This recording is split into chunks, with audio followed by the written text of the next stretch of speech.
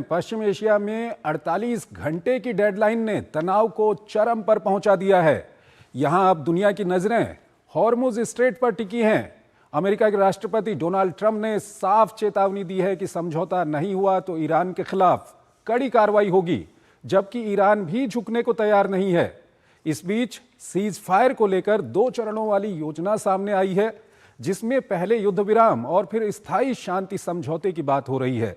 हालांकि ईरान ने दबाव में आने से इनकार करते हुए साफ कर दिया है कि उसकी शर्तों के बिना कोई समझौता संभव नहीं होगा। यह रिपोर्ट देखिए। 48 घंटे की नई डेडलाइन पहले ही युद्ध से करा रहे पश्चिम एशिया के तनाव को चरम पर पहुंचा दिया है। दुनिया टकटकी बातें देख रही है कि होर्मुज से अमन बहेगा या खूनी संघर्ष। राष्ट्रपति डोनाल्ड ट्रंप साफ कह चुके हैं कि समझौता नहीं मिला तो ईरान को नेस्त नाबूद कर देंगे। ईरान भी अड़ा हुआ है और अमेरिका को ललकार रहा है कि पाषाण युग में पहुंचा कर तो देखो। हालांकि इन धमकियों के बीच ट्रंप समझौते की उम्मीद की बार बार दुहाई दे रहे हैं। मीडिया रिपोर्ट्स की माने तो मध्यस्थों के जरिए सीज फायर की योजना पर काम चल रहा है। अगर सहमति बनती है तो पहले 45 दिन का सीज फायर लागू होगा, फिर इस दौरान स्थायी शांति समझौते पर बातचीत होगी। बताया जा रहा है कि मिस्र, तुर्की और पाकिस्तान बातचीत में मध्यस्थ की भूमिका निभा रहे हैं। रॉयटर्स के सूत्रों के मुताबिक युद्ध खत्म करने और तुरंत सीज फायर लागू करने का प्रस्ताव दोनों पक्षों को मिल चुका है। योजना पर आज सहमति बनाने की कोशिश होगी। प्रस्ताव में 2 चरणों में समझौते की बात कही गई है। पहले चरण में तत्काल सीज फायर लागू होगा, जबकि दूसरे चरण में व्यापक शांति समझौता होगा। योजना के तहत युद्ध विराम के साथ होर्मुज स्ट्रेट को फिर से खोलने का प्रस्ताव शामिल है, ताकि वैश्विक तेल आपूर्ति बहाल हो सके। इसके अलावा संभावित प्रस्ताव में ईरान द्वारा परमाणु हथियार न बनाने की प्रतिबद्धता और बदले में प्रतिबंधों में राहत व फंड रिलीज जैसे मुद्दे शामिल हो सकते हैं। प्रस्ताव के मुताबिक सीज फायर लागू होने के बाद 15 से 20 दिनों में स्थायी समझौते को अंतिम रूप दिया जाएगा। वहीं एक वरिष्ठ ईरानी अधिकारी ने रॉयटर्स को बताया कि पाकिस्तान का प्रस्ताव तेहरान को प्राप्त हो चुका है और इसकी समीक्षा की जा रही है। हालांकि उन्होंने साफ कर दिया है कि अस्थायी युद्ध विराम के बदले होर्मुज स्ट्रेट किसी भी कीमत पर नहीं खोला जाएगा। ईरान को किसी तरह का दबाव और डेडलाइन मंजूर नहीं है। उन्होंने कहा कि तेहरान का मानना है कि अमेरिका किसी स्थायी युद्ध विराम के लिए तैयार नहीं है। इस बीच ईरान के राष्ट्रपति कार्यालय से जुड़े अधिकारी मेहदी तबातबाई ने कहा है कि होर्मुज स्ट्रेट को तब दोबारा खोला जाएगा जब ट्रांजिट टोल का एक हिस्सा युद्ध में हुए नुकसान की भरपाई के लिए इस्तेमाल किया जाएगा। ट्रंप बार बार कह रहे हैं कि अगर समझौता नहीं हुआ तो वो सब कुछ बर्बाद करने और तेल पर कब्जा करने पर विचार कर रहे हैं। इन धमकियों के बीच ईरान के विदेश मंत्री अराक्ची ने भारत के अपने समकक्ष एस जयशंकर से बात की है। दोनों नेताओं के बीच पश्चिम एशिया की ताज़ा स्थिति पर चर्चा हुई। इसके अलावा कतर के प्रधानमंत्री मोहम्मद बिन अब्दुर्रहमान बिन जसीम अल थानी और यूएई के विदेश मंत्री शेख अब्दुल्ला बिन जायद अल नहयान से भी बात हुई है। ऐसा समझा जाता है कि वैश्विक ऊर्जा आपूर्ति पर इस संघर्ष के असर के मुद्दे पर प्रमुखता से बातचीत की गई। इस बीच ईरान ने होर्मुज स्ट्रेट पर भारत को लेकर अपना रुख साफ किया है। ईरान के राजदूत ने कहा है कि भारत समेत अपने सभी मित्र राष्ट्रों के लिए इस समुद्री मार्ग के इस्तेमाल को लेकर एक खास व्यवस्था तैयार की गई है। इसका अंदाजा इस बात से लगाया जा सकता है कि जब दुनिया की ऊर्जा सुरक्षा होर्मुज के नाम पर थरथरा रही है, तब भारत के 9 जहाज इस रास्ते को पार कर चुके हैं, जिसमें 7 भारत पहुँच चुके हैं और 2 जल्द ही पहुँचने वाले हैं। और इस पर ज्यादा बात करने के लिए हमारे साथ जुड़ रहे हैं Sushil Kumar Singhal, former senior diplomat हैं, विदेशी मामलों के जानकार हैं। उनसे हम बातचीत करेंगे। सिंघल साहब, अभी हमने रिपोर्ट दिखाई कि क्या कुछ चल रहा है पर्दे के पीछे और सामने क्या कुछ चल रहा है। क्या कुछ पहली प्रतिक्रिया आपकी? चंचल जी, बात यह है कि सारी बातचीत चल रही है, कोशिश सब देशों की तरफ से जारी है और खासकर अमेरिका की तरफ से बहुत ज्यादा कोशिश की जा रही है। लेकिन जिस तरह की coercive diplomacy president Trump use कर रहे हैं कि या तो मेरी बात मान लीजिए, नहीं तो मैं आपको खत्म कर दूंगा, और जिस तरह की उन्होंने ट्वीट या जो अपने ट्रुथ सोशल पे अपना जो लिखा है, वो एक मेरे ख्याल से बहुत अच्छे टेस्ट में उन्होंने नहीं दिया है। और जिस तरह से उन्होंने धमकी दी है, और ईरान हम जब अभी बराबर हम देखते आ रहे हैं, पहले भी देखा है कि ईरान धमकियों में ऐसे वो घबराता नहीं है, चाहे कितना भी उनको नुकसान हो जाए, और उनको और वो फिर अपने बड़े अडामेंट हो जाते हैं। जो और दूसरा वहां पे क्या है कि जो बातचीत हो रही है, जो भी अभी तक आपकी रिपोर्ट में भी बताया गया, वो बात हो रही है उनके राष्ट्रपति से, उनके जो विदेश मंत्री है, लेकिन उनके जो आर्मी है या आईआरजीसी जो है, उनकी जो लीडरशिप है, उनका क्या रुख है इसके मामले में, उसका कोई किसी को नहीं मालूम पता लग पा रहा है।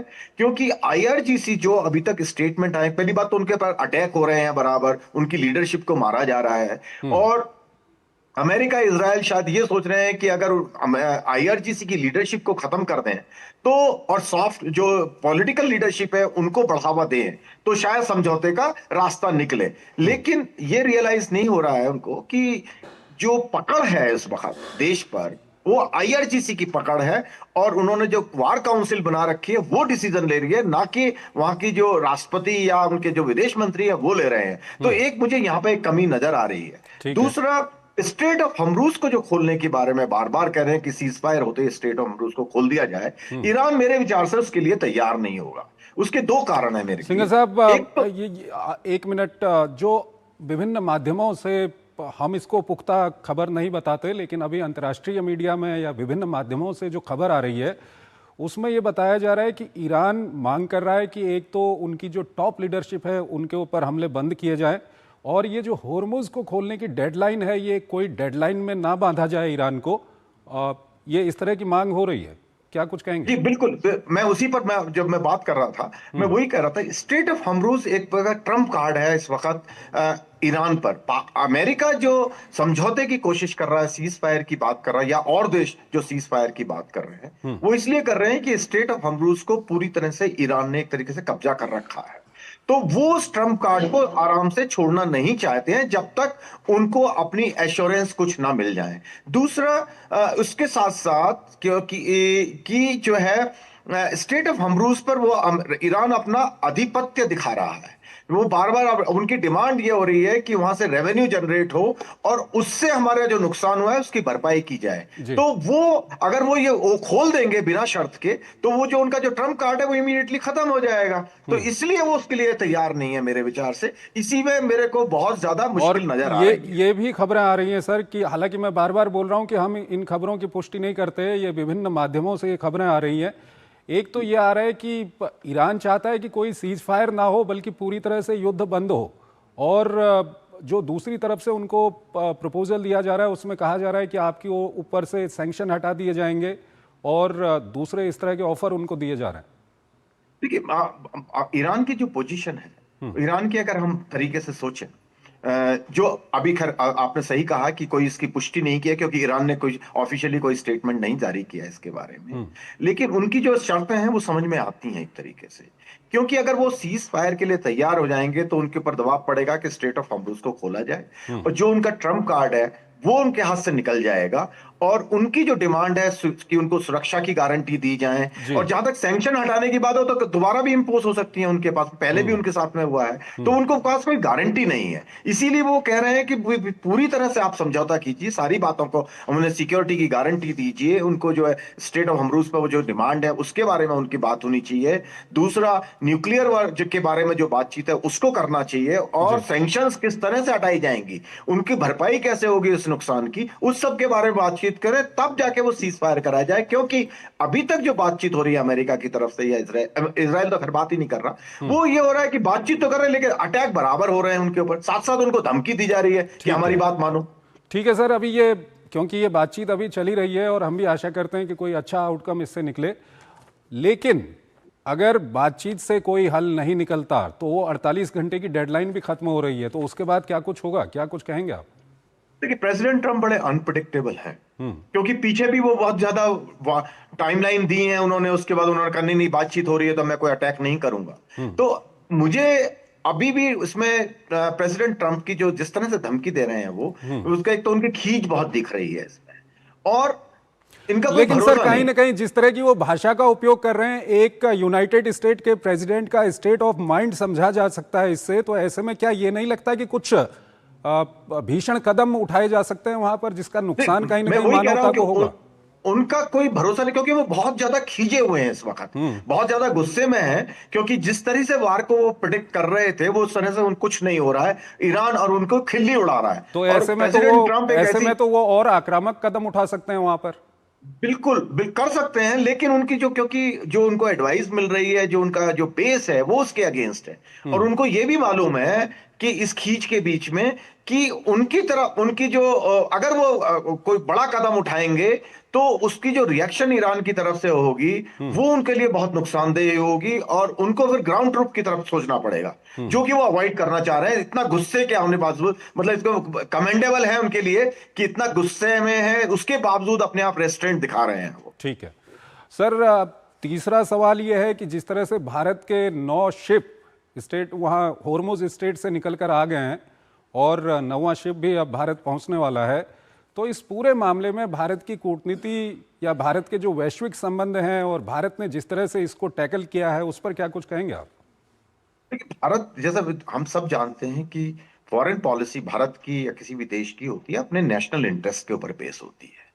तो और हमारा नेशनल इंटरेस्ट इस वक्त है अपने देशवासियों की सुरक्षा करना जो वहां पर है, और जो हमारी तेल की आपूर्ति वहां उस रास्ते से होती है जी। उसको अपना कोशिश करते रहना है कि हमारे पास आते रहें। तो मेरे विचार से इन दोनों उद्देश्यों में हमें पूरी तरह से सफलता मिल रही है।